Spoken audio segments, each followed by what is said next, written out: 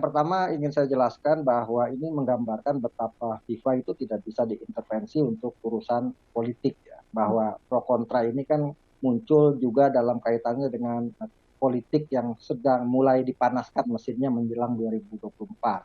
Tiba-tiba surat komitmen yang sudah dikeluarkan oleh Gubernur Bali, Gubernur Jawa Tengah, dan 4 kota lainnya, tiba-tiba ada 2 kota menyatakan tidak bersedia menggelar Piala Dunia bila ada Israel ikut serta di dalamnya. Dan surat itu disampaikan, dan menurut saya ini kemudian yang memicu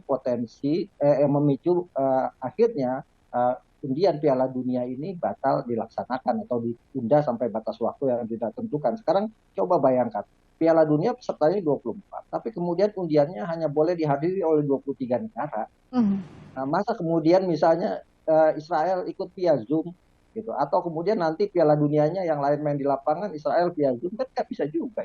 Inilah logika yang harusnya dipahami oleh para politisi kita, bahwa harusnya kalau bicara masalah politik, jalurnya bukan Piala Dunia U20 ini. Jalurnya kemarin yang pas itu pada 20 Maret sampai 24 Maret 2022 di Nusa Dua Bali ketika ada Interparliamentary Union. Di sana kan Israel diundang gitu kan, dan ikut serta dalam kegiatan Interparliamentary Union. Nah, di kesempatan itu harusnya bicara soal politik, soal kemerdekaan Palestina, dan soal lainnya yang kaitannya dengan politik. Nah, sekarang adalah bicara soal sepak bola. Ketika Indonesia mencalonkan diri sebagai tuan rumah Piala Dunia U20, kan tidak ada kemudian catatan di bawahnya, kami bersedia menjadi tuan rumah asalkan Israel tidak ikut serta. Atau Indonesia bisa memilih, kita mau Piala Dunia pesertanya adalah Argentina, Spanyol, Italia. Padahal sebagai tuan rumah harusnya menanggung segala sesuatu dari A sampai Z begitu ya, Bung Akmal. Betul. Artinya Bang Akmal melihatnya ini motifnya sebagian besar politik, sudah pasti politik begitu di balik ini. Saya sih melihat ini motif politik. Kenapa motif politik? Karena beberapa kali kegiatan sebelumnya ada toh atlet Israel datang ke Indonesia, itu kan?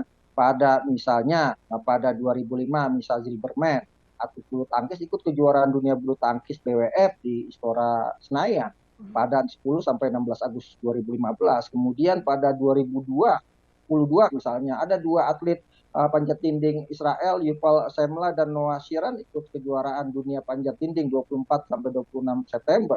Pada Februari lalu bahkan ada Mikhail Yakovlev ikut kejuaraan dunia balap sepeda di Velodrome Jakarta, bahkan naik sebagai peringkat 3, dan ketika penyerahan medali bendera Israel dikibarkan. Nah, kalau kemudian misalnya bicara politik lah, kita punya Undang-Undang nomor 3 tahun 2000, Permenlu nomor 3 tahun 2019. Oke, kita nggak punya hubungan diplomatik dengan dengan Israel. Kita juga nggak punya hubungan diplomatik dengan Taiwan, tapi kita bisa berbisnis, bahkan investasi Taiwan besar sekali di Indonesia.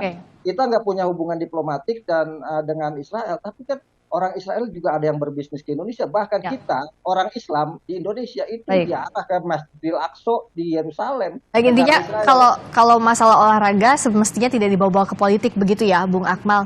Betul. Kalau mau bicara politik, lagi-lagi saya katakan tepatnya kemarin di Interparliamentary Union yang di Nusa Dua Bali, itu yang harus dibicarakan di event politik. Sekarang bicara sepak bola saja, Israel lolos, maka semua kebijakan soal Piala Dunia kita harus turutin.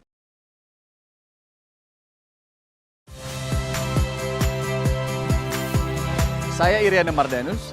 Saksikan program-program Kompas TV melalui siaran digital, pay TV, atau media streaming lainnya. Kompas TV, independen, terpercaya.